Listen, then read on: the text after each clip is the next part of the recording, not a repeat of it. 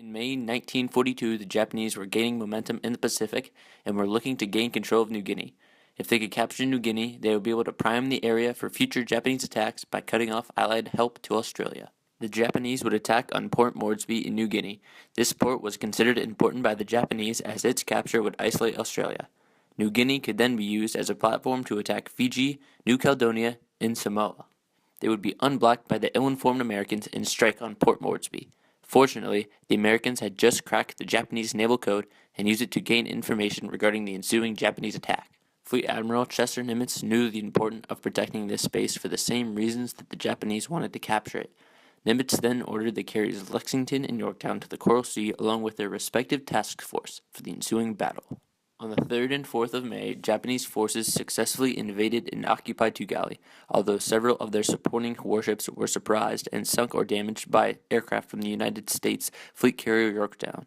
Now aware of the presence of the U.S. carriers in the area, the Japanese fleet carriers advanced toward the Coral Sea with intention of finding and destroying the Allied naval forces.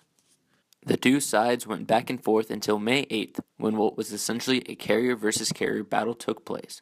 American planes attacked the Japanese carrier Shokaku, while attacks were launched on the Lexington and Yorktown by Japanese planes. In the battle, the Yorktown was hit once by a bomb, but it failed to impede the ability of the carrier to function. The Lexington, on the other hand, was hit by torpedoes and bombs, one of which hit a supply of ammunition. At 1247, the Lexington was shaken by a huge external explosion when fuel vapors were ignited. A series of other explosions occurred, and by 1500, Lady Lex was beyond help and the crew had to abandon ship.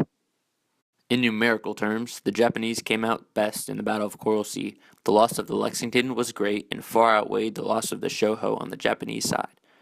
The Japanese lost 43 planes to the American 33. However, the battle is seen as an American victory, simply because it stopped Japan what it set out to do, capture Fort Moresby and isolate Australia. In this sense, it was a strategic victory for the Americans because it was the first time they had stopped a Japanese offensive, and 2 Japanese fleet carriers were damaged enough to keep them out of action in the Battle of Midway in the following month.